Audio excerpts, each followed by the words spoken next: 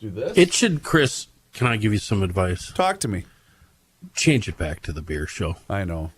It's been suggested. What's it called? The Weekly Scramble. Just do it. I know. And then talk about beer once in a while. I know. It's been suggested. Why don't you have that Kamala thing ready? Okay. Yeah. Joe, are you ready? I am. Rolling. Fratelloni's Hardware and Garden Store brings you Garage Logic Podcast number 1463. Yep. January 15, 2025. 43 degrees on this day, 35 years ago. Good one, Ray. 1990. Yeah. And she was a cold one on the morning of whatever date this is in 1888 because she was 37 below. Hail the flashlight king. It's frigid. And now, from the mayor's office above the boathouse on the east shore of Spoon Lake, it's Garage Logic with Chris Reavers manning Technology Corner. Hi. Kenny Olson from the Krabby Coffee Shop. Yep. John Haidt in the newsroom. And, of course, the rookie. Here is your flashlight king, fireworks commissioner, and the keeper of common sense, your mayor, Joe Soucheray. I'm going to break Kenny's heart and my heart. It won't break Haidt's heart. It won't break Reavers' heart. And it won't break Rookie's heart. Okay. Have you ever heard, Kenny, of the crushing at Norwood?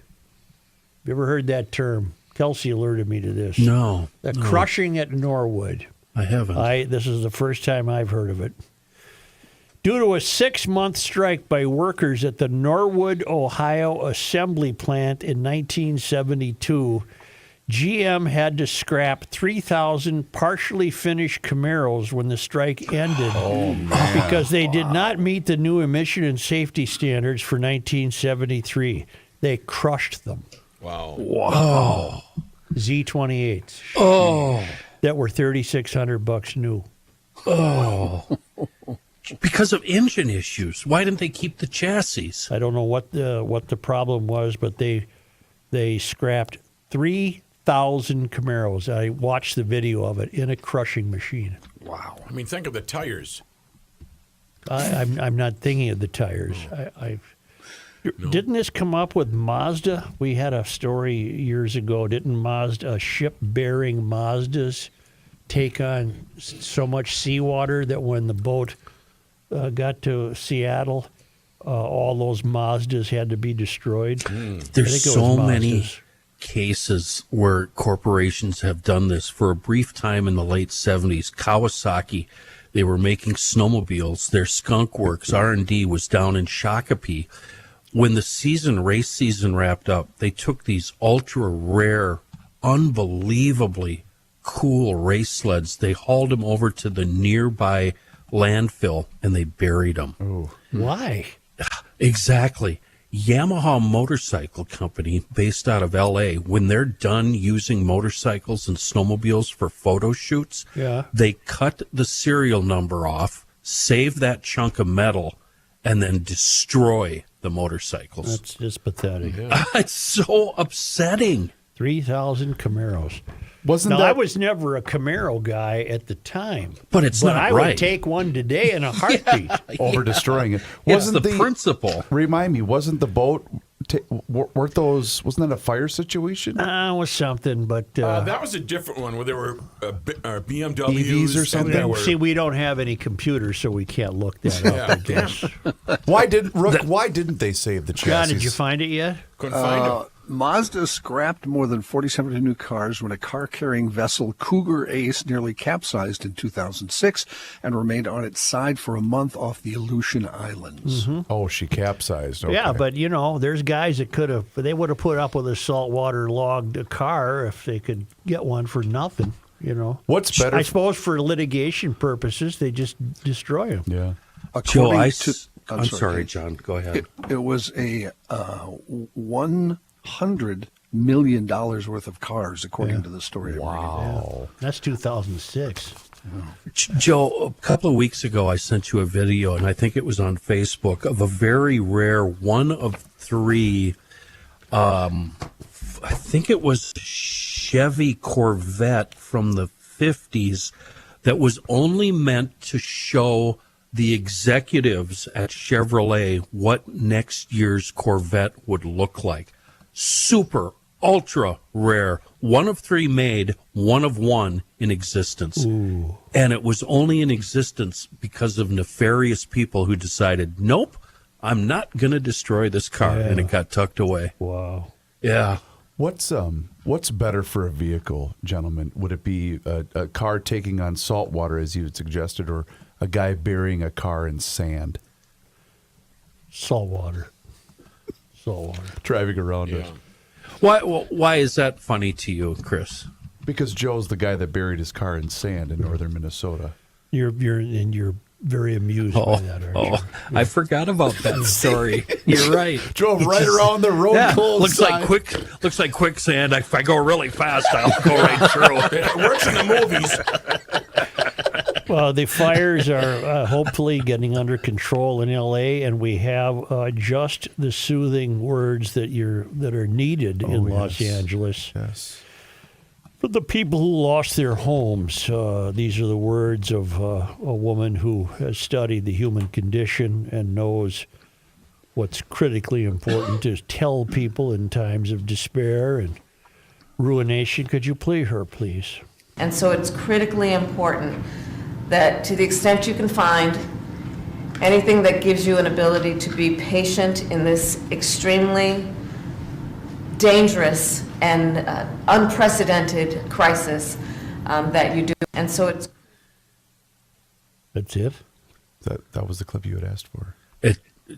Once again, she doesn't make any sense. No. Thank you. I thought it was longer than that. Oh. But that's okay. If we're lucky, that woman will never be heard from again. If these people think they have a political career ahead of them, they're crazy.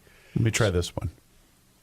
It's critically important that to the extent you can find anything that gives you an ability to be patient in this extremely dangerous and unprecedented crisis, that you do. Harris is.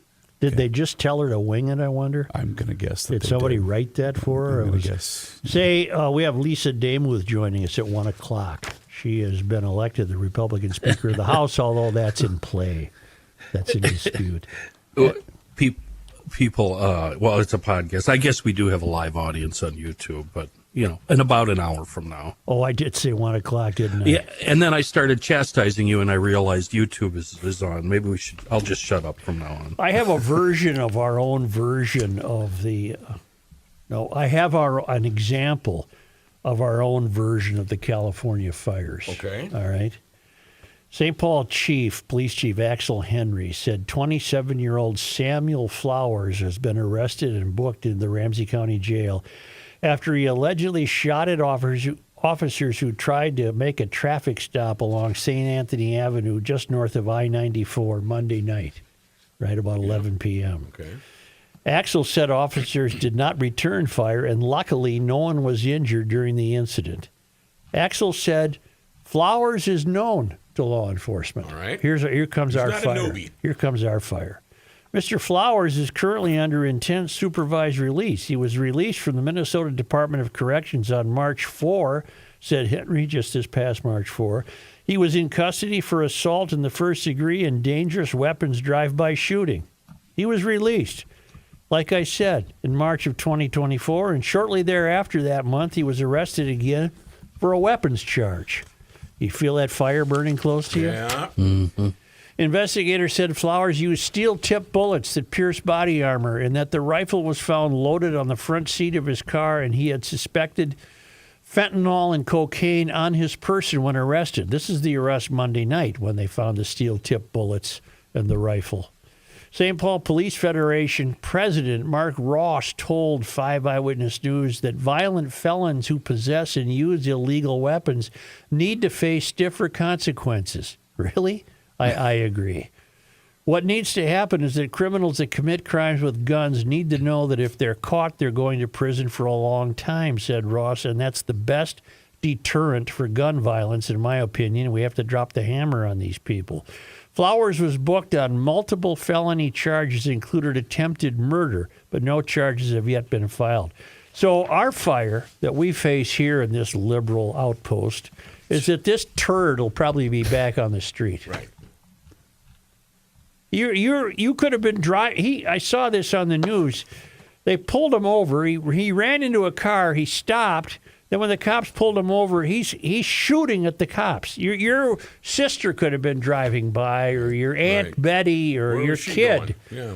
Because our fire is this. It's among our fires, among our hot spots, is that we don't believe in putting criminals away. We just keep giving them other chances. And this guy should have been locked up a long time ago for a long time. Right. There you have it. It's just an example of the fires That's our fire. we put out, put up You mentioned with. you mentioned L.A. though. Is it somewhat of a ray of hope? I don't think this came up on our show that the new L.A. DA charged. It ain't Gascon. No, I It's forget. a new guy. But he's charged both of them, two of them, with life in prison for the looting. Yeah. That's kind of a ray of hope, right? Yeah, they won't get that, but that's the charge. Joe, you mentioned Demuth coming on. She needs to be asked a lot of really tough questions. Are you ready to do that? Let's ask her tough questions. You do it because I'm chicken. I don't have the balls to do it. But she needs to be asked. Well, And one, you know the question. one question I have, and I was alerted to this by an emailer, is by what logic Curtis Johnson lost? No, he didn't lose the election.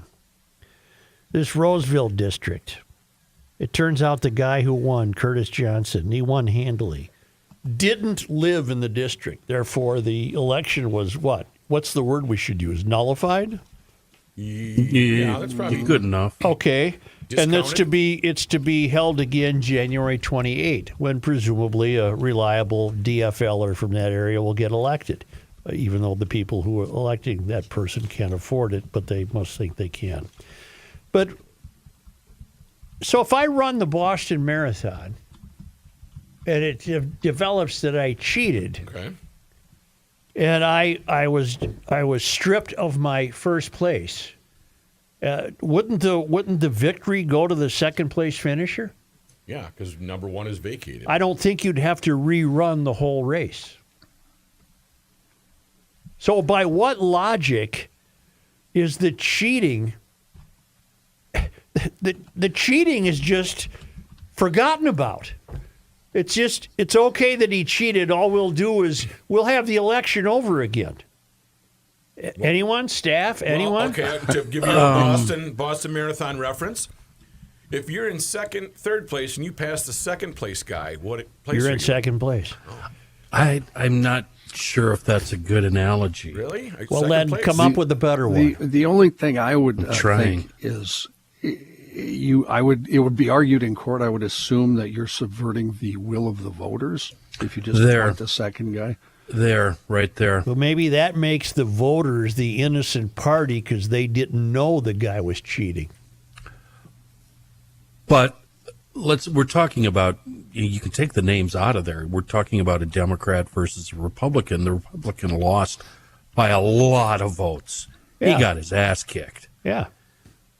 It didn't make any, the voters, obviously, they didn't do their due diligence any more than the DFL because this clown kept living in Little Canada, handily wins the race to represent the Roseville area, and that's fine, I guess. We'll just hold it over again.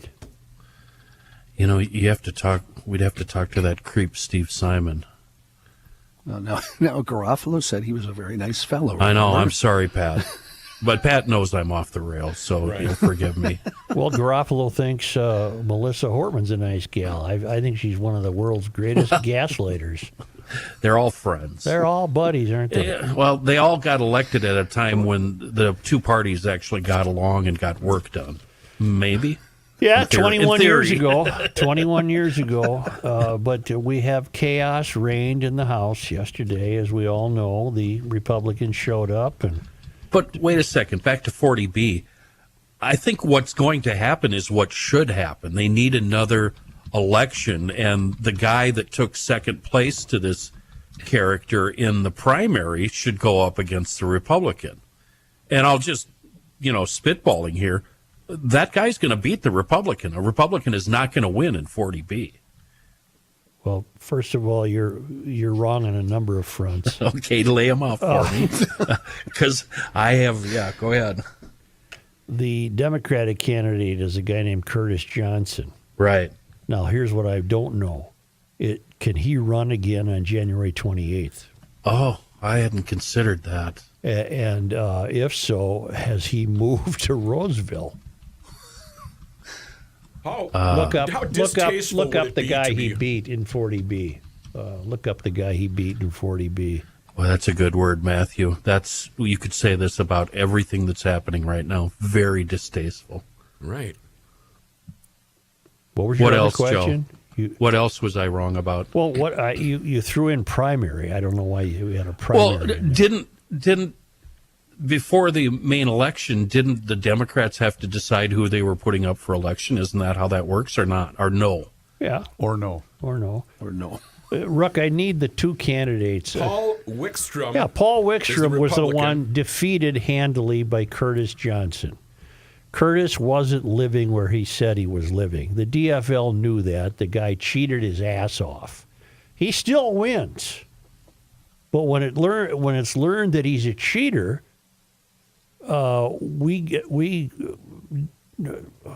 who decided that we're holding it again on January 28th? Was that a judge? House District 40B will be without representation until the seat Yeah. is filled via special election on the 28th.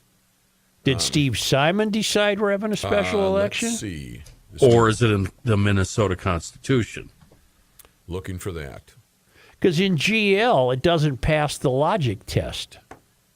Meanwhile, the State Republican Party and Conservative Minnesota Voters Alliance have petitioned the state Supreme Court to void Governor Walz's call for a special election on June 28th. It was Timmy. Yeah. All right.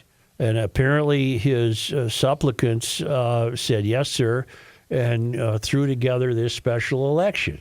Now, do we know, is Wickstrom running again? That I don't know yet. I'm working His through running an again article after right his now. lawsuit challenging his opponent's residency was upheld in district court. Right. He is running again. Correct. Now, do we know if Curtis Johnson is running Several again? DFL candidates filed by December 1st, the deadline, but David Gottfried secured the DFL endorsement on January 1st, resulting in the rest of the candidates to withdraw. So David Okay, Gottfried, so a DFLer named David Gottfried. who grew up in Roseville and attended Roseville area public schools, is a Shoreview resident and pro bono specialist at a local law firm, according to his website. NASCAR Kelly weighing in. The governor can only the governor can call a special election. And he has and will have one. Yep. And Curtis Johnson didn't even get a slap on the wrist, apparently. I guess Curtis's punishment is that he can't run for office. I believe what he said directly was, Oh, God, I'm running. Run it According with to the his devil. website, Gottfried says, "This is where my wife and I will raise our family, and we intend to grow old. This is where we both agreed to stand up and fight for a more just Minnesota as your state rep. Well, what a bunch of BS You that gotta is. fight, Joe. It doesn't mean anything. He's going to uplift your voices to support shared values of care, compassion, and looking out for our neighbors.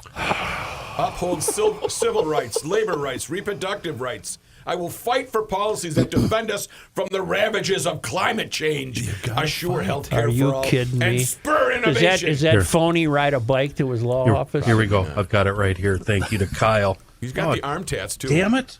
An ad. Oh, my God, Kyle. You sent me an ad. Democrat Doran Clark and Republican Abigail Walters won the primary last night for District 60 special election. I thought it was 40B.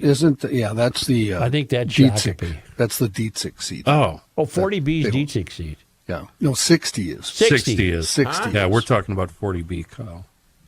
You will be in hospital number You know, 6. we shouldn't be no. talking about this at all. In my spare time, Joe, I love playing with our 3 cats, reading science fiction and fantasy novels, playing Dungeons and Dragons, writing, emotionally investing far too much in the Vikings, and conducting DIY house That's projects. what we should be talking about instead of politics. Nerd. Master's degree from public policy from the Humphrey School of Public Affairs Can't at flunk the U of that. M. Right. Joe, if this helps any, the judge's ruling in this case when he disqualified Johnson, said he wasn't the winner, he said, quote, "The seat for Minnesota House of Representatives District 40B shall be filled according to law." So apparently it's Minnesota law that says you now hold a special, or not special, but an election to fill the seat. So you know what that tells me? What's that, Joe? Cheat if you can get away with it. Yep. It's okay. Just cheat. It's like Royce with the Baseball Hall of Fame. If you get caught, you're not going in. Yeah. Same deal. Because the law doesn't impose any punishment on the cheater, other than the cheater apparently is can't run for office this time around. You're out. Yeah. So that should compel a lot of people. Look, we can cheat. We just won't get caught. You got to be like the New Orleans Saints. Kind of the American way at Don't this want to point. get caught. It really is. Go get an apartment and have a letter delivered there or something. The cabin. Yeah. The political stabbing cabin. Do they have Cove? these problems? The Cove. Is it the Cove? Yeah, Are you going to head up there this I'm weekend? taking Jeff. These God, we're so dumb. I know. they have fewer of these problems in Sioux Falls, South They Dakota. sure do.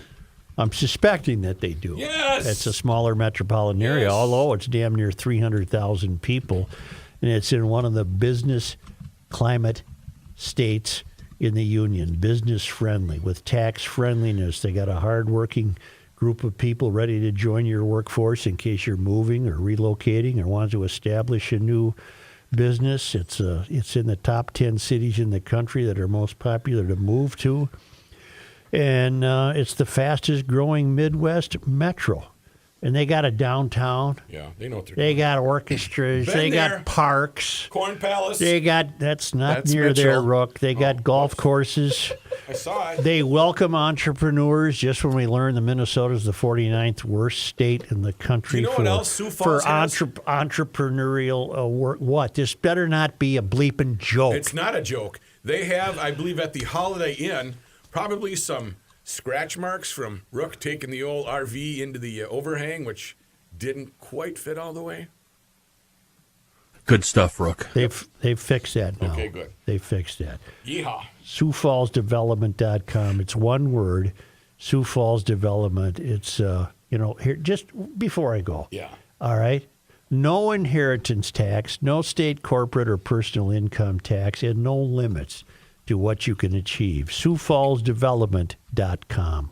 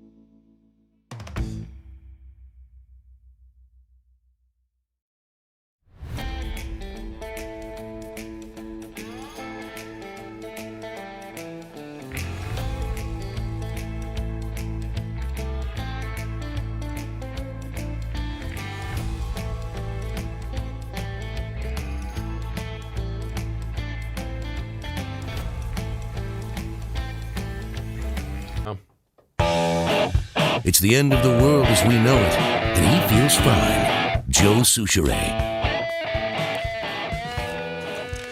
I've avoided this. I don't think I will any longer, although I don't know how deeply I wish to explore it. The sheriff of L.A. County used, however unintentionally or intentionally, I don't know, the word depopulation the other day. Yes. I wish you could, I wish I would have thought to ask you long ago if you could find that. I'm going to look for it right now, sir. I don't know. Because I also saw this clip. I don't know in what context he used it. And I don't want to think that the world is in the hands of people who are purposely depopulating it. That would be a terribly dark road to travel, wouldn't it? Very much. And every conversation we're having about evacuations, that depopulation conversation is continuously coming up. That depopulation conversation is continuously coming up. I don't think the sheriff is in the depopulation business. Let's hope not. I'm not going to allow my mind to go there. But you're all aware of this fellow named Klaus Schwab, the executive director of the World Economic Forum. And apparently what we're supposed to be alarmed about or supposed to know is that, whoever controls the food supply controls the people of the world. Yeah. That makes sense, right? Yes. So It's far, always so been good? that. Yeah, yep. All right. Well, under plans laid out by Schwab, what food is and how it is produced are going to take a dramatic turn from something broadly natural to something essentially synthetic. Yeah, I'm still with you, Still and with me? I agree, actually. Yeah. Under the cold technocrat agenda known as the Fourth Industrial Revolution and Green New Deal agriculture, will have less and less to do with farmers cultivating the land and more to do with the laboratory production of synthetic foods by robots. Everybody still with me? Yeah. I mean, so far, we can all imagine that happening, right? Isn't it happening right now with all the garbage we're eating in this country? The great majority of mankind already carry traces of dozens of toxic synthetic chemicals in their bodies with significant amounts of the carcinogenic herbicide glyphosate, which is in the product known as Roundup. That's been detected in more than 90% of the tens of thousands tested in Europe and the USA during recent years. Right now in Holland, Israel, and California, entirely fake laboratory meat is commencing manufacture using animal-based cellular tissue with nanoparticles are increasingly adopted in the processing of what many of the mass-produced factory foods found on supermarket shelves today. Okay, but so far, where does this factor into depopulation? It's killing us. Well, do they Slowly. think replacing the food I know to be food with synthetic foods is not going to kill me? Or do they want to kill me? That's the question, Well, isn't isn't it? China already depopulating? Hasn't their stuff gone down? What's the GMO? What's GMO? Genetically what's GMO? Help I'm me. looking Come it on. up. Come It's on. the, it means it's, No. I saw it in a- Genetically modified organism. yes. All right. Well, the GMO threat is also once again part of this plan going under a new name, gene editing. These are foods that have been molecularly re-engineered to suit the profit-motivated ambitions of the pesticide and pharmaceutical industries. Consuming them on a regular basis will irrevocably alter our DNA to the point. Yes, John. Nothing. We were trying to see if my mic was working. I was We're doing talking hand earlier. signals that are nonverbal. Yes. We're all going to get fired. I just got a hand signal that was nonverbal right after that ad.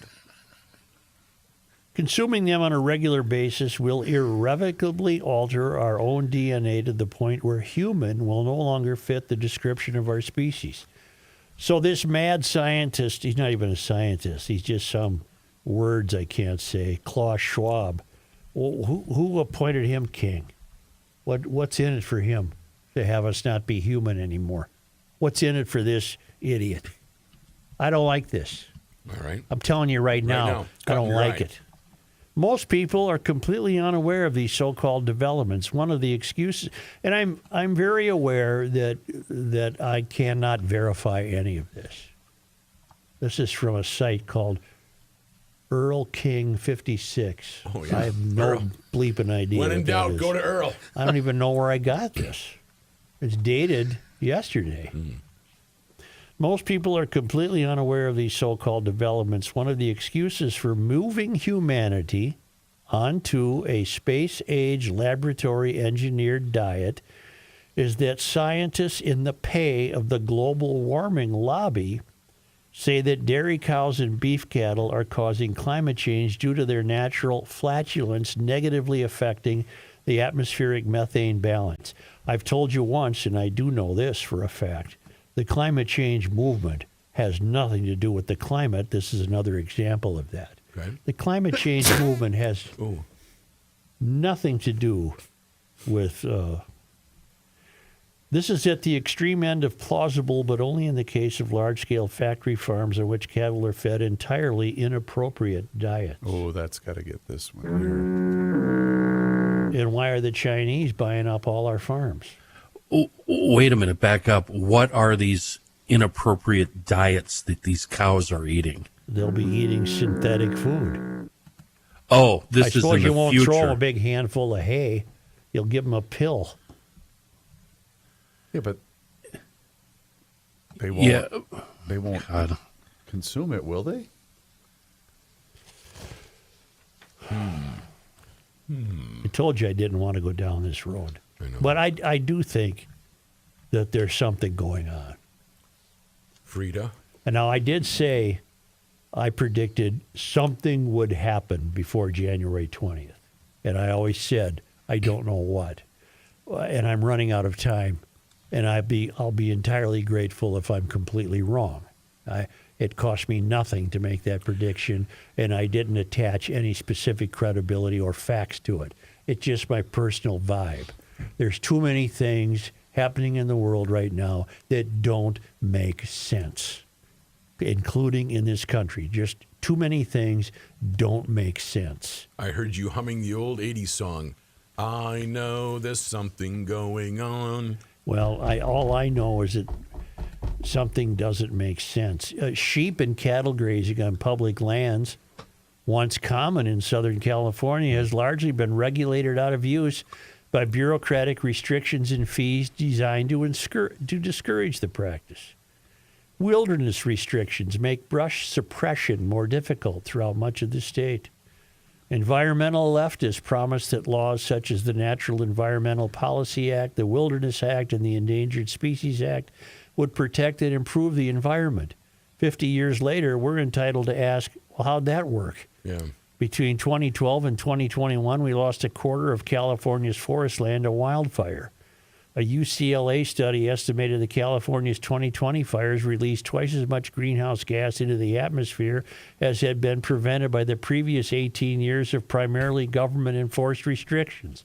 And what about what was just released into the air over the past week in Los Angeles? You got to factor and you're that worried in. about me driving an electric car? Right. What, something's amiss. The center has been knocked off its position. The center is not holding, and everything seems backwards.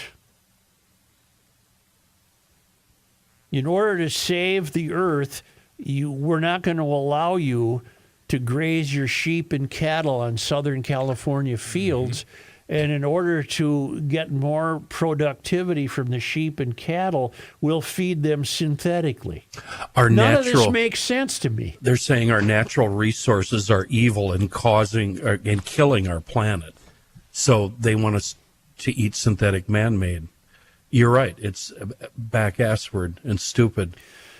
Resource policy has changed radically. The visionary water projects of the 20th century gave way to increasingly restrictive conservation edicts, while leftist officials neglected the region's basic water infrastructure.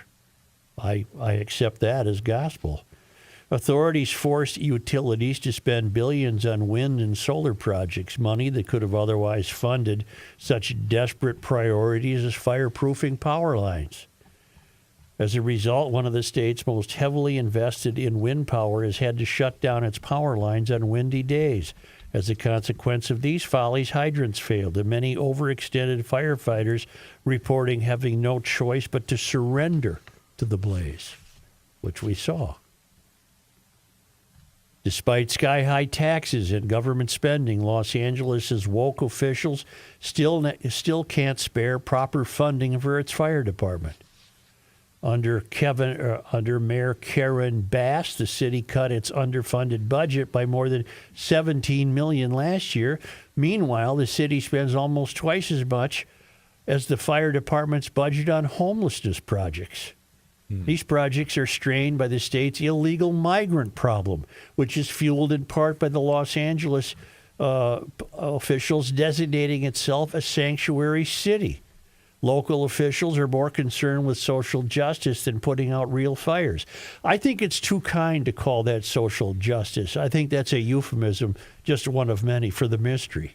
Social justice is another means by which the mystery is hidden in virtue. It's cloaked in virtue. Are you suggesting foghornable? Yes, absolutely. Really? Give it the horn. State-imposed price controls on fire insurance premiums have destroyed that industry. Premiums assign a dollar value to the risk of living in a specific area. As the risk increases, so do the premiums. But not in California, where regulators have limited companies' ability to set market premiums. I've also read this in the Wall Street Journal. These price controls do what they always do: distort the price signals consumers need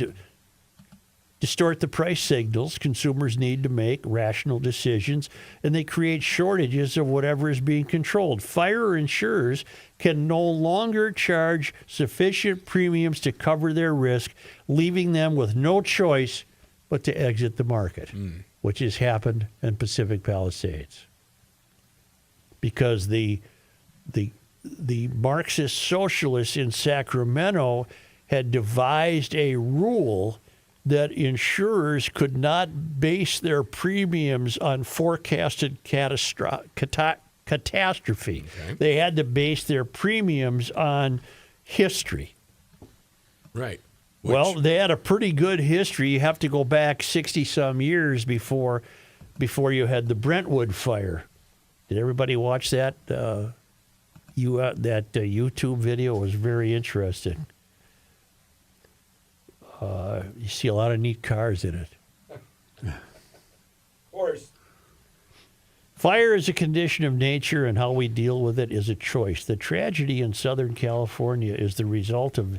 How did this article on synthetic food go into such a nifty explanation of the fire? Am I reading two different pieces? I think I am. I don't think I'm new segment in GL. Let's combine two stories. I'm not on Bill's. I'm not on Earl King 56 website. I'm on a different site. What the? This is written by Mark McClintock, a Republican who represents California's 5th Congressional District. I'm going to check out the list of the... just magically, I have a different piece of paper in my hand. For the 2025 podcast Marconis. I'm going to check those out right now. Fire is a condition of nature. How we deal with it is a choice. The tragedy in Southern California is the result of decades of self-destructive policies made by foolish politicians. We can change the policies that got us into this mess by throwing out the politicians who made them. Now, here's the question. I think it doesn't make any difference which paper I'm holding. It remains a valid question. Can enough people who wish to avert the mystery be elected, or are there powers unknown who are hell-bent on bringing about the mystery? And if you should somehow get elected, you will be handled in such a way that you'll be powerless. Yes, and yes. And I think what will determine the third question is how Trump works out for us in the next 4 years. Kenny, good. Better question. Is Trump malleable enough to be controlled by this power that is unknown? I happen to believe there is one. I guess in this country we call it the deep state. I don't know what that means entirely. But will Trump resist it? Will he be able to resist it? Will he choose to resist it? To answer that, I can't give you a definitive answer. I think that's why he got elected, because I think a lot of the Trump supporters believe that he can resist it. I believe a lot of Trump supporters believe that something ain't right, that something's going on. And they put their trust in Trump to change it, yeah. And the trust they've placed presupposes that Trump is not part of that machinery. He is not part of that machinery bringing about the mystery. He is independent of it. He's never been brought into their fold. He's never been recruited by it. So that's what we think the voters think. What do you think?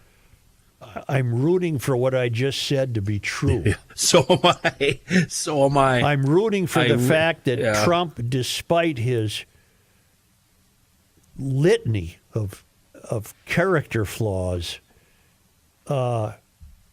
either has never been invited to join that cabal or has rejected them out of hand.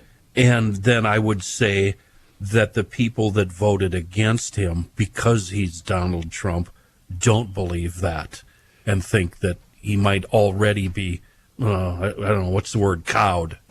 And half the people who voted for Harris, I'm going to be very charitable, half the people voted for Harris because they just assumed that she'd be embraced by the mystery, and half who voted for Harris don't know anything about the mystery. Yeah. Yeah. We better come back with height so we can make room for Lise Demuth.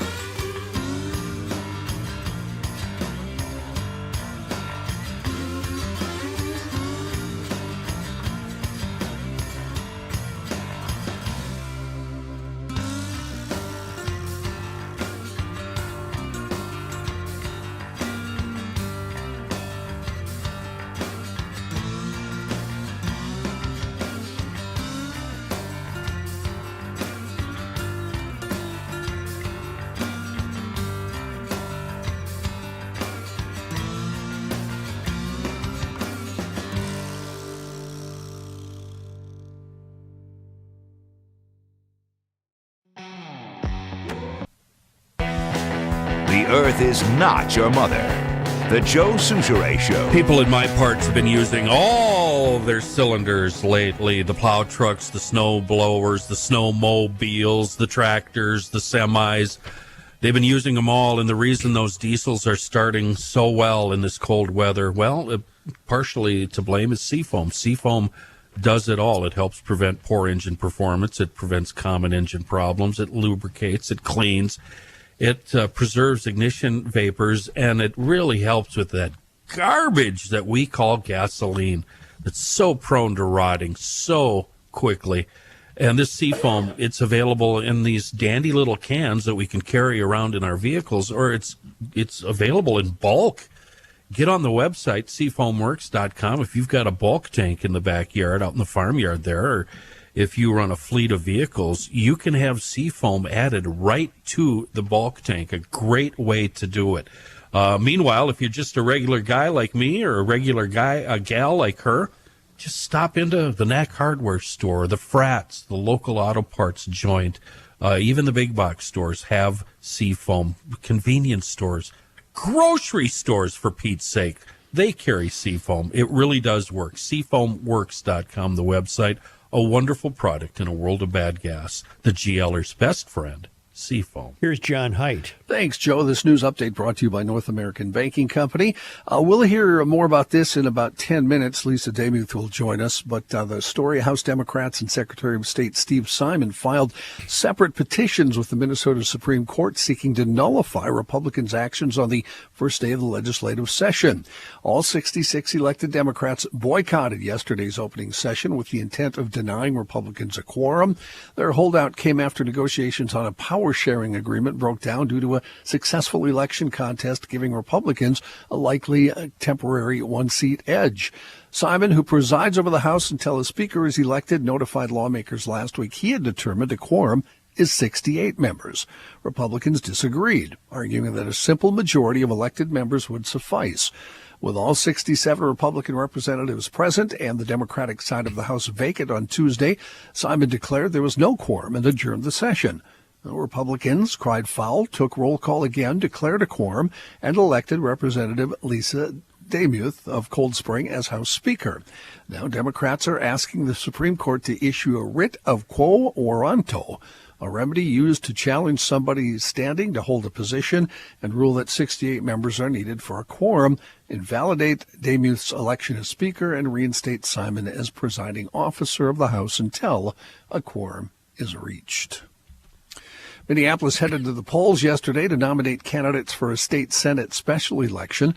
The results came in shortly after 8:30, with Abigail Walters getting 72% of the votes for the Republican nomination, Doran Clark getting 38% for the Democratic nomination. They will face off January 28th. This is a special election. Governor Walz calling it after former DFL Senator Kerry Dietzig died of cancer. The district encompasses all of northeast and southeast Minneapolis and the Cedar Riverside neighborhood. It's considered a safe Democratic district, is expected to tip a tied 33-33 Senate to DFL control. Fridley Public Schools will be closed today following a reported threat to school safety. According to a post on Facebook, all classes and school activities will be canceled today. The district put a message on its website saying they encourage everyone to continue speaking up if they see or hear anything that could represent a potential school safety issue. As a dad that had to go through this just a couple of days ago with my son's school, what the hell is going on? This is a lot of these kids that are acting out because either they want to get out of something. Rook, you've gone through this with 4 kids. This crap has to stop because too many parents overreact and not enough parents react properly. Right. National and international headlines update to a story we had yesterday. Israel and Hamas now have agreed to a ceasefire deal. Mediators announcing that this morning, causing a pause to the 15-month war in Gaza Strip and raising the possibility of winding down the deadliest and most destructive fighting between those bitter enemies. The deal, coming after weeks of negotiations in the Qatar capital, promises the release of dozens of hostages held by Hamas in phases, the release of hundreds of Palestinian prisoners in Israel, and would allow hundreds of thousands of people displaced in Gaza to return to what remains of their homes. 3 officials from the U.S. and 1 from Hamas confirmed that the deal had had been reached. A senior Israeli official said details are still being ironed out. Okay, let's pause for a second. The next 5 days will be really, really interesting in what happens over there. Because if you guys remember that same day that Trump, what did he say? Oh, Panama, Greenland, and Canada. Remember that day a couple of weeks ago? Mm-hmm. He also mentioned if they don't take care of their S before the 20th, I'm coming in on the 21st. I find it funny and ironic and pretty cool that this ceasefire is in effect now. Will it last? I certainly hope so. And hostages released. Yeah, that was one of the things he said, right. So the next 5 days will be really interesting. The Dow surging this morning after the latest core inflation report indicated a slowdown, bolstered further by stronger banker earnings. According to the Bureau of Labor Stats, the Consumer Price Index for December increased by 0.4%, slightly higher than the anticipated 0.3%. The rise brought the 12-month inflation rate to 2.9%, which aligns with expectations. The favorable retail inflation figures, combined with a lower than anticipated Producer Price Index report from yesterday, indicate the Federal Reserve is nearing its 2% inflation goal. Those reports also bolster optimism regarding potential interest rate reductions later on this year. Several of President-elect Trump's cabinet picks facing questions today. Florida Attorney General Pam Bondi, his pick to lead the Justice Department.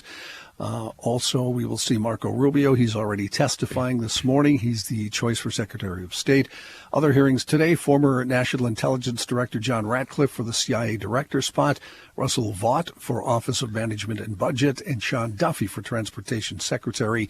The confirmation hearing for South Dakota Governor Kristi Noem, the pick to lead the Department of Homeland Security, was postponed for 2 days. A committee aide says the hearing is postponed due to a delay on the FBI background check for Governor Noem. That will now be held on Friday. That's my guilt. I know that it is. Yeah, that's your my guilt. Yeah. She shot the dog? Yep. Yeah. Well, hey, was the dog It acting? was a rogue country dog. Right. He's acting on a line. Yeah. We have a flag controversy in Washington and other states. House Speaker Mike Johnson said he will order that flags at the Capitol, which are at half-staff due to the death of former President Carter, be raised for President-elect Donald Trump's inauguration. Leaving a GOP press conference Tuesday morning, Johnson nodded his head when asked if he'd be raising the flags. He later confirmed that on X. The U.S. flag code written by Congress says the American flag shall be flown at half-staff for 30 days upon the death of a president or former president. Oh, I didn't know that. President-elect Trump, for his part, publicly fumed right away about the flags not being raised. He said because of the death of President Carter, the flag maybe for the first time ever during an inauguration of a future president, be at half-mast. Nobody wants to see this, and no American can be happy about it. Let's see how it plays out. Contrary to what President-elect said, this would not be the first time the flags have flown at half-staff during an inauguration. Former President Richard Nixon's 1973 inauguration occurred within the 30-day mourning period that followed the death of former President Truman, leading the flags to be flown at half-staff at that time. Why bicker about that? Right. That's Just exactly what I was let it be thinking. at half. Or should we negotiate? 3/4. 3/4. Let's go. You're a business guy. I think Price with is Trump, it would. If it was Harris, they would raise the flag. That's how I look at it. Really? Yeah. Okay. This is just BS games they're playing. On which side? The Democrats who are still in power are not going to raise the flag for Trump. That's the last thing they're going to do. Sure. Do you think the flag should be raised? I do. For inauguration, I would raise the flag, and then the minute the inauguration is over, put it back to half and fill out your 30 days for Jimmy. Okay. You mean a one-day, what would you call it? Reprieve? Exemption. Reprieve. That's a good word, Johnny. A Yeah. timeout. Yeah. Time out. The Food and Drug Administration said today it's banning the use of red dye number 3, a synthetic dye that gives food and drinks the bright red cherry color. It's been linked to cancer in animals. The dye is still used in thousands of foods, including candy, cereals, cherries and fruit cocktails, and strawberry-flavored milkshakes. The FDA's decision marks a victory for consumer advocacy groups and some U.S. lawmakers who have long urged the FDA to revoke the additive's approval. The FDA first became aware of the additive being carcinogenic following a study in the 1980s. Some U.S. food manufacturers have already removed the artificial dyes, including red number 3, from their products. Okay, how many boxes of Skittles would you have to eat? to get cancer Probably from a red lot, huh? dye. Yeah. Okay, here I have a dumb question. Maybe it's not so dumb. We're here for you, Joe. Well, what is different about red dye than, say, yellow dye? Or red Is there- dye too. Is there something in the color red? Is there something in the color red that's not present in the color green? The question is, why would you put anything containing something called red or yellow green dye in your face? That's what's killing this country. Well, I personally try not to. I don't eat M&M red ones. I'm making a general statement about all of us, not just you. But what's different about the color red when you're manufacturing it and the color blue? What's the difference? Red paint. You should ask what paint they're using on oranges and apples and other fruits to make them look appealing to the eye in supermarkets. I mean, this goes across all foods you think are healthy. And honestly, all jokes aside, that's basically wasn't that RFK's platform was basically eliminating a lot Maha, of this. baby. Make America healthy again. There's no. This is according to the FDA. There's no evidence that eating Skittles causes cancer in humans. The U.S. Food and Drug Administration considers titanium dioxide. You asked a question. I But didn't Chris, I'm going expect an answer. Chris, I'm going to go so far as to say I don't trust the FDA. Screw them. It is now mostly synthesized from petroleum. It is made from petroleum. That's all the stories I read The today. red is, The red dye, yeah. but not blue dye. I don't know. I didn't research. Why don't you grow a tomato and stuff that in your fat face, you candy-eating pigs? What? Oh, wait, did I say that out Joe, loud? which dye is your I favorite color? apologize. Are you a red or a blue or maybe a green dye? What's your favorite one? I've always been aware all my life. Now I'm going to be serious here. I don't like food that has color. Well, I you like know what? green. No, I like green if it's natural green, like Brussels sprouts are green. Okay. Green beans are green. Thank you for telling me that. Hence the name. Right. Kind of leading the witness there. But I don't like like blue. If something was blue, What about blueberries? I do like blueberries. Okay. You're speaking artificially. I guess I aren't you? am, Ken. Yeah. Thank you. Yeah.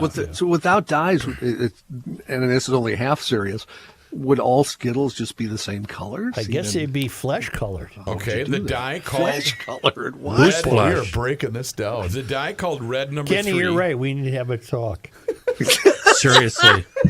Seriously, we have hit rock bottom. Yeah, we're This- done. It's over. Red dye number 3, also made of petroleum, is what gives a bright cherry red color to the lot of foods and candies. So that's why it's Well, what food has a bright red color? Cranberry Tomatoes. sauce, I'm gonna go get some Tomatoes. M&Ms cranberries, right tomatoes, but cherries. they don't use dye in those. Oh my don't God! they? I hope not. They use dye in foods that aren't fruits. And Spaghetti vegetables. I'll eat sauce? a can of cranberries. Spaghetti sauce. Well, it's tomatoes, Chris. It's red. in Kellogg's Fruit Loops. I don't eat them. What about me Lucky Charms? I don't eat those. What are those genetically engineered apples out of the U of M that the whole country loves so Honeycrisp. much? Honey Crisp. Yeah, those are fake apples. No. They're made in a lab. You know, I got a new one. First Kiss are much better than Honey Crisp. You're wrong. Also made God, in a you're wrong. lab. You're wrong, So John. good. Also, soft drinks use red 40. Gatorade Fruit Punch. Fanta Soda. What about Joe's favorite drink, Mountain Dew? I don't drink any soda anymore. I What don't about- know why. I just don't. What about pop? I You don't drink pop. I don't drink pop. I like a cold pop. Cola? You like cola? No, once a year I'll have a Coke. Once a year, huh? Yep. Big celebratory deal. Yeah, Yeah, it's kind of a huge special deal. occasion. What about a Well, seltzer? I woke up to go get me a cold pop. What about a bromide, a seltzer? Bromide. Wow. It's, Well, that's You what know, Bob and ships at Steve sea talk and about. all experience garage. when she first What are you doing? complex was on fire. Well, I woke up to go get me a cold pop. Saving our broadcast. Then I thought somebody was barbecuing. too late. I said, "Oh Lord Jesus, it's a fire." Then I ran out. I didn't grab no shoes or nothing, Jesus. I ran for my life. And then the smoke got me. I got bronchitis. Ain't nobody got time for that. According to the apartment. Her name was Sweet Brown. Sweet Brown. We had her on the air. I dispute that. Isn't No, I she? guarantee you we did. She's a character, right? She lived in that apartment complex. No, she's just like the holdup. Wait a minute. Something ain't right. She's just like that guy. No, when we talked to her, she had a bit of that affectation. Look at the monitor. We got to go here. Look at the time. Oh, I got to tell you about North American Banking Company before we break and get Lise Demuth on the program. Demuth. Thank you, Joe. I appreciate your assistance with that pronunciation because this show has been so fantastic. I'm thrilled to announce friends at North American Banking Company. Here's the deal, ladies and gentlemen. It doesn't matter what you're in the mood for. It doesn't matter if you're looking at to buy a home, finance a new home renovation project, or you're thinking about getting that new car that you've been dreaming about. My friends at North American Banking Company are going to be able to help you out. They offer the same online and mobile banking options as the other big national banks, but you're going to get the unparalleled service of a community bank. They're also locally owned and operated. Here's why that's important to think about. That means loan decisions are made right here in the Twin Cities. They are not sent out of state. So this helps business owners solve problems quickly and expand their business with confidence. That's because they want to take the time to get to know you, your family, and your business needs. And that's what separates them from the big national banks. They have 6 Twin Cities locations to serve you. I frequent between Roseville and 50th and France, but you can also see my friends at North American Banking Company in Hastings, Woodbury, Shoreview, and also in Maple Grove. Check them out online today. It's nabankco.com to learn more. It's banking done differently. North American Banking Company, member FDIC, is an equal housing lender.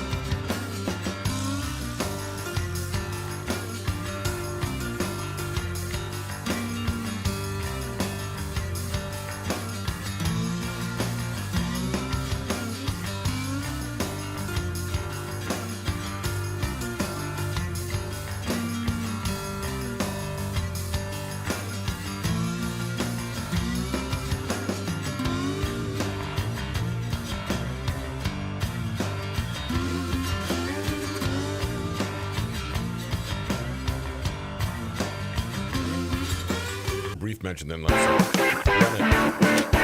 This guy wears many hats, just not indoors. Joe Souchere. Hey, don't forget, our first ever GLer of the week is going to take place this Friday. If you have that town council membership on an annual basis, you are eligible. All you got to do, sign up right now, garagelogic.com, and all of you new members get a $10 Fratelloni's Hardware and Garden Stores gift certificate. I have been grateful. I've said this before. I have been grateful to receive the email notifications from a group called All of Minneapolis. I believe their chief is Karen Birkland, and we have efforts underway to have her on the show. I don't know why that should be difficult. She has not responded to an email from me. I've got other people on it. But All of Minneapolis is working. Lise Demuth is still going to join us, but she's running a little behind. The session is still in progress. All of Minneapolis is a group of citizens in Minneapolis who are trying to recruit qualified, constructive, and sensible candidates to run for the city council in every ward this coming November. And the reason this is important is they're doing exactly what they have to do. It's a new group of candidates who must be found and cultivated and supported. These democratic socialists are taking you nowhere. So this is a good thing. I believe it is. As you know, in order to increase the chances for these candidates to be successful, they'll need to win the DFL endorsement. Our candidates will be competing for the DFL endorsement against well-funded radicals, many of whom will have been endorsed by the Twin Cities chapter of the Democratic Socialists of America. And then she links me to the DSA platform. But what it sounds like, and what I would really enjoy talking to her about, is it sounds like they're perfectly willing to surrender to the idea that you're only going to win in Minneapolis if you're a DFLer.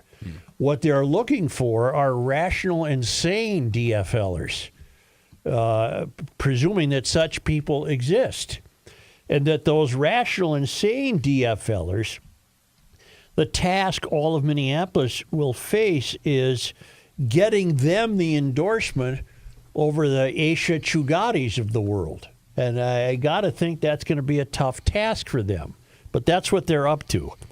The candidate endorsements are won in a multi-step process, precinct-level caucuses and ward, then citywide conventions, and it sounds like all of Minneapolis is assembling the bodies to do this work. The problem with that, Joe, is you're going to be hard pressed to find a Democrat who's willing to admit, hey, we have a crime problem. It affects me too, and I hate it. Hey, our taxes are way too high. Hey, the mayor's office has way too many employees. You know what I mean? You're going to have to go against the Democratic Party line in order to do that. All of Minneapolis disputes that. All of Minneapolis appears to be confident that those people exist. And that's why this is such an important task. They have to find them. Yeah, I hope so. Because I agree. You're not going to find a Republican isn't going to win in the city. No, at least not in the next 8 years. Well, the benefits of winning the DFL endorsement include access to the DFL voter file, inclusion in the DFL sample ballot mailings, recognition with DFL donors and volunteers. Receiving the DFL endorsement does not guarantee victory, but it makes a difference. Yeah. Unfortunately, here's their kicker. Unfortunately, our DSA-backed opponents, Democratic Socialists of America, have become experts at filling the caucuses and conventions with their activists.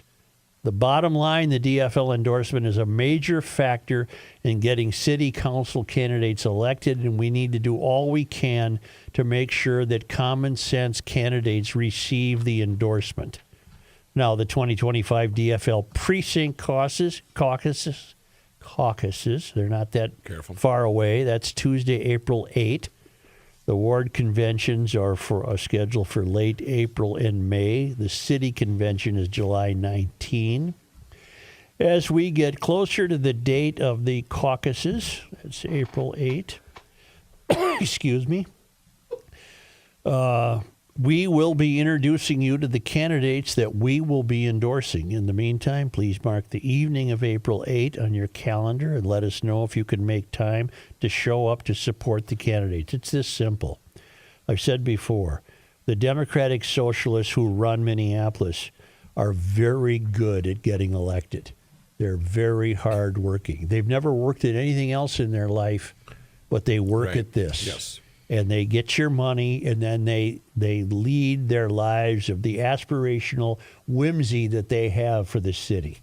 And they're very good at it. What all of Minneapolis is intending to do is find equally hardworking people who are not professional activists but care deeply about the city and would actually address the foundational truths and necessities of the city, as opposed to these Marxist clowns we have now who are ruinous, and they're ruining every city in the country the closer you get to the country's tallest buildings. Because I said before in another soliloquy, the American voter has acquiesced to the idea that we've just turned politics over to the industries. I'm glad you just brought up the American voter. Let's talk about that voter in Minneapolis.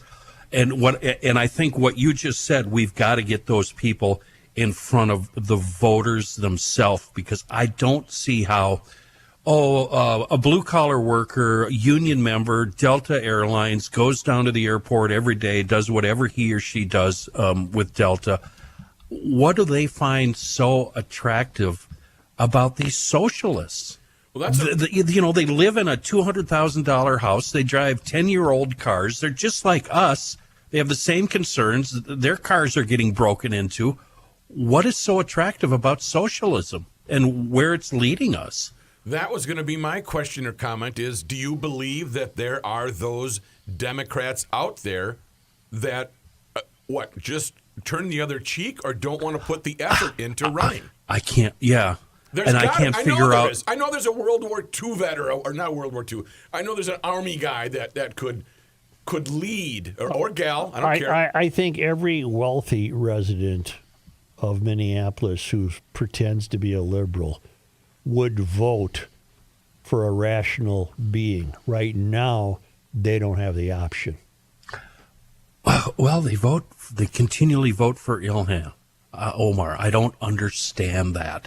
What has she done for Minneapolis? Not a thing, but that's a socioeconomic question. I don't think she represents a terribly prosperous area of the city. And I think she keeps promising her followers she's going to be the source of their prosperity, and she can't be, and she won't be. But she's more than just Cedar Riverside.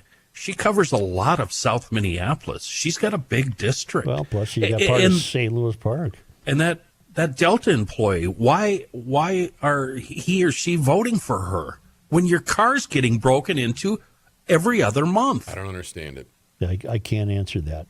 I can but I need to go on a Garage Logic Service road of life and figure it out. Do you think, though, that this last election may have changed some people's minds? Not everybody's, but in those districts where people said some of the Muslim people were fed up, some of the Hispanic people were like, no, this is not happening. We got to turn over a new leaf, and jumped on the Republican side, which is why, and that is why Trump got reelected. I don't think it's an exaggeration. I don't even think it's hyperbole to say, look at Los Angeles right now, much of it in ruin. And I don't think it's hyperbole to say that's what's in store for us if we continue to elect Jamal Osman and Robin Wansley and Orrin Chowdhury and Aisha Chugati. I'm not talking about the city will be burned, but we already have our own examples of the city burning with crime and criminals released back on the street. They're violent felons and they're released back on the street. We will have our own kind of ruin. You can already see it. These people are not capable of goodness. That's not how they think. They are not in it to help you lead a better life. They're in it to help you lead the life they think you should lead. It's safer to say under a communist regime, or not? A socialist regime. They're so spoiled and they're so stupid that they think that's a better system. The mayor of Los Angeles, the second largest city in the country, is so stupid and so apparently stubborn and so ideologically corrupt that she thought Castro's operation was a good idea. Yeah. These are spoiled, rotten people who should not live in this country. Karen Bass should have moved to Havana 20 years ago. Or Ghana. Well, she went to Ghana. Could be a catchphrase for these politicians. How many people do you think are voting for socialists just because they think all Republicans are Trump supporters? In this area, many.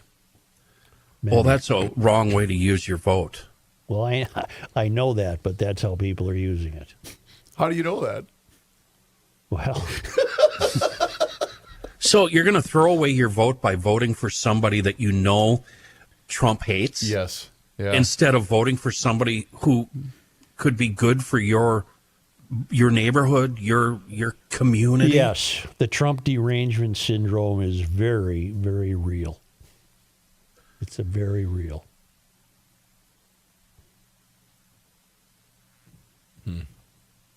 Back to all of Minneapolis. I'm on their side. I hope I'm not being buffaloed. I don't think I am. I think they're on the up and up. They have wonderful, wonderful concerns, and they want to run sane people. The fly in the ointment is, and I guess we're dancing around it, is are there still some of your parents' DFLers around? Or have demographics taken such a significant toll in Minneapolis that the typical DFL voter now is a young single person with no money invested in a home and maybe rides a bicycle to work, and they find that Aisha Chugati is just fine with them. I can't get behind that. Or as Kenny said, well, the mystery that needs to be figured out is Kenny's Delta employee. What's in it for him or her? What if they got a couple kids and a neatly kept house and they're driving the 10-year-old car? Would somebody please tell me what's in it for them to keep voting in these Marxists? I don't understand it. I can't get my hands behind it. Well, neither can I. No. Say, I hope you put down in your telephone contacts a garage door guy. Your garage door guy is Precision Door MN, 612-263-6985. They're not only the Garage Logic guy of choice for GLers, but they serve Western Wisconsin, the entire metro. They really, really do their best to get it done on the first visit, and they do. They're very talented, good people. They let you know when they're on the way. Then you can get out your camp stool and sit there and shoot the breeze with them while they fix your garage door. They love that. Or they can also provide new doors. They have new garage doors for every budget, and the garage door consultation is free. They come out to you. You don't have to bring the garage to them. I really, that's key. I really insist you get this number in your telephone contacts, because you're going to need a garage door guy. Go with Precision Door MN, 612-263-6985, or if you choose to use the internet, you can book online or schedule a new door consultation at one word, precisiondoormn.com.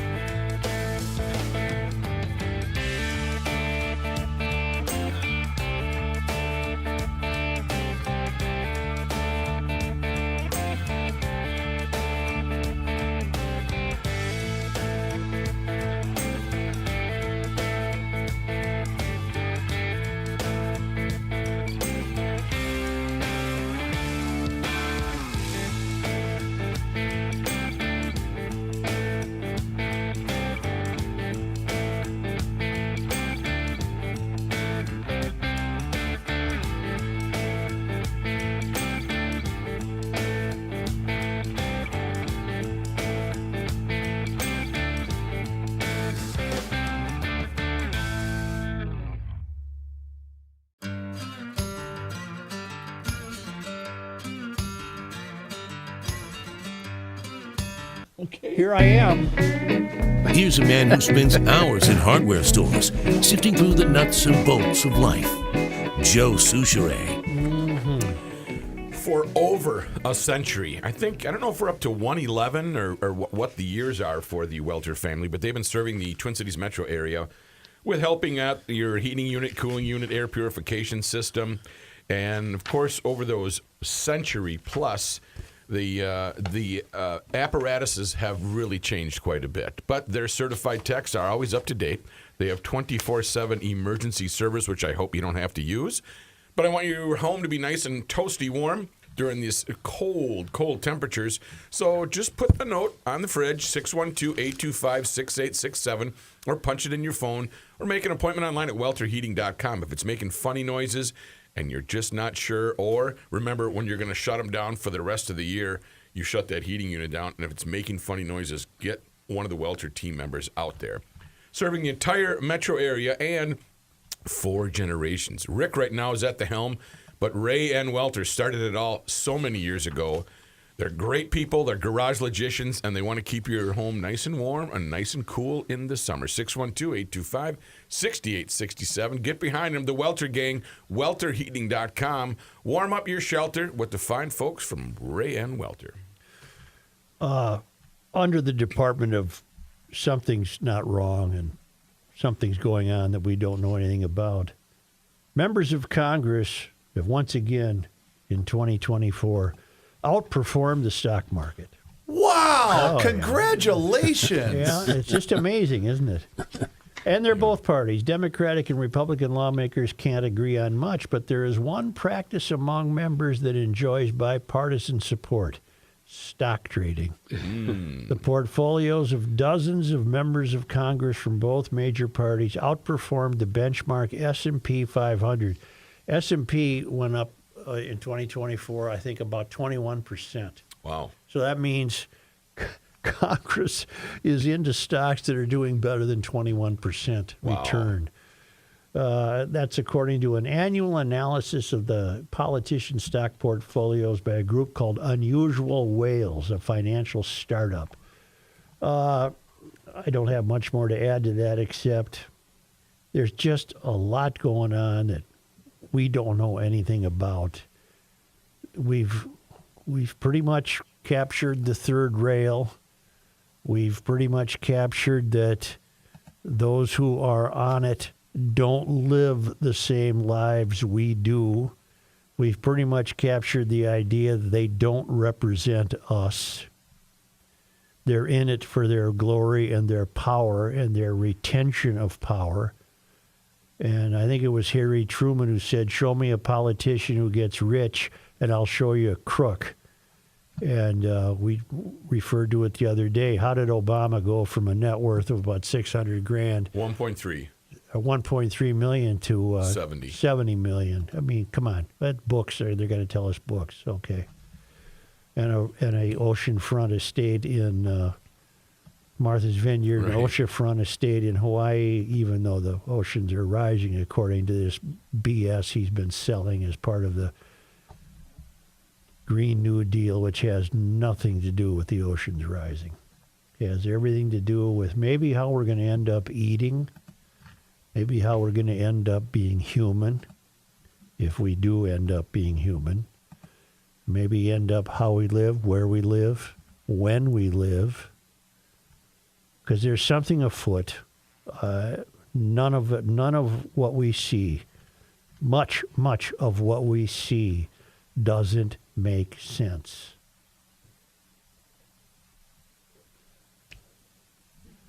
Only because. Okay, all right. Do you know what? List of presidents in the U.S. by net worth.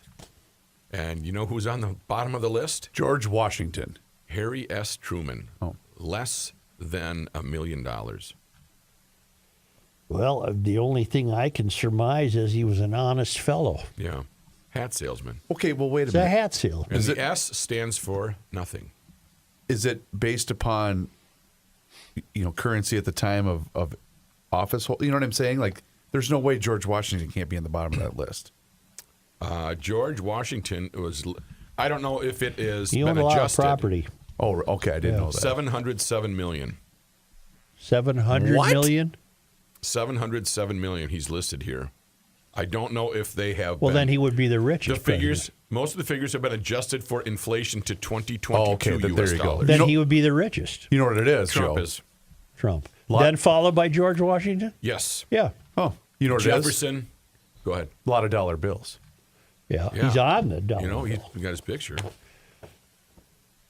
Only because I'm still here. Only because they come to us all the way. Where are we? From Lake Las Vegas, Nevada. I thought we were leaving town soon. They're What's getting going ready. on They're here? packing up the traveling Lymans. It was on this day. Joe, today is already January 15th. And all of these this days in history are in the 19th century. Huh. On this day, Jan 15th. in 1829, Jacob H. Stewart was born. In 1964, Dr. Stewart became St. Paul's first Republican mayor. I don't think there's been one since. And he would also serve the state as a congressman and as Surgeon General. Stewart Avenue in St. Paul is named for him. Okay. I know where that is. Right by the McDonald's. Which McDonald's, Matt? West 7th. On this day, 115.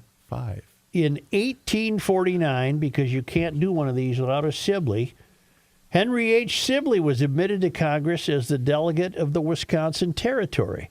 The title was remarkable, for the bulk of Wisconsin Territory had already been formed into a state, but the citizens of the remaining part, St. Croix County, had sent Sibley to Washington to represent them. And finally, on this day, You're talking about January 15th. I am, 1851. When did we become a state? 1852? 58. 1858, yeah.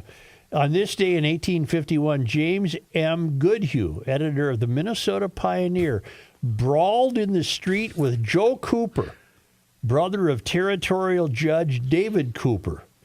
Cooper was upset because Goodhue printed a libelous column about his brother, which included the phrase, "He is a miserable drunkard, stuffed with arrogance, self-conceit, and a ridiculous affectation of dignity." Wow. Boy, I wish I had the balls to write about that about walls. Yeah. Goodhue is stabbed. Bring it back. Goodhue was stabbed and Cooper was shot during the fracas, but Wow. both survived. Sheesh. Now, they went Ironically- down in the street. What's your cartoon bubble? They went down on the street on this day in 1851. So it was January 15th. Oh, it's got to be cold. Is this the 15th? Yes. in Coattails and top hats flying yes, everywhere. But what else I see? Long cloaks. Oh, they went down in the mud and horse manure. Ew, gross. They you're rolled right. around in the slush. A tussle. You're right. They had a tussle in the dirt. Ironically, 125 years later, a female firefighter picked Joe Souchere off a float and carried him around like he was a prize pig at the county fair. Yes. And I was Porky Pigging it the whole way. Isn't that something? They rolled around in the Did street. you ever nearly come to blows with anybody in your long, storied newspaper Bernard career? was going to kick your ass. Oh, that's true. Tom was going to beat you up. Garrison wanted to go a couple rounds with you. I don't think he did. Yeah, he probably would have kicked your ass, too. No. He's said gotta his- reach. He said his exercise was reaching for things on high shelves. So he. That's funny. That's Bob and Ray funny. Woo-hoo.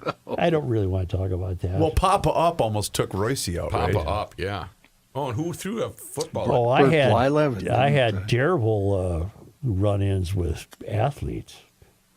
Jim Marshall almost killed me. Yeah, with the football, right? Threw a football at my head. Bud wanted to choke you to death for losing a draft pick. Third rounder. Third round. Quality third rounder. What's that guy doing out there? Why is he here? Well, you dumb bleep. He's here because we don't talk about that, you moron. Oh, Could you okay. imagine if that happened I today? don't think it Jesus, would. Joe. Guy's name was Paul something. I can still remember it. Ralph Reed of the St. Paul paper said, hey, Don't say that in the paper. I said, what do you mean? You know, He was out there he practicing. was catching the ball. Fail. Whoops. I was too dumb to be part of the club. Yeah. You know, That's what makes you great. Has anything changed? not a lot. See, that's just me. No, I think he's right. I mean, not a lot. Well, I'm recalling that story I told you guys yesterday off the air right. after the council was gone, and you sure did. the two of you knew what I was talking about, and Joe thought it was something entirely impossible, and just no way in hell would I do that. Oh, my God. I thought he was out. talking about something kinder. No. I knew exactly what my brother from another mother was talking I about. didn't. Knew I too, went right right to away. Anyway, Okay, GLers. sorry. Sorry about Demuth, man. We're going to reschedule, Lisa. I don't know what to tell They you. are They must be having a lot of bills or something. They're still in session, so we will reschedule it. Ain't Lisa. no Democrats over there. That's right. Lee Finke's picture was on Twitter saying, I'm in my basement. And it was a real basement. I mean, it looked like, the hot water heater and the unfinished walls. Yeah, sure. I thought they were supposed to be representing constituents. Well, we What shall if see. convenient?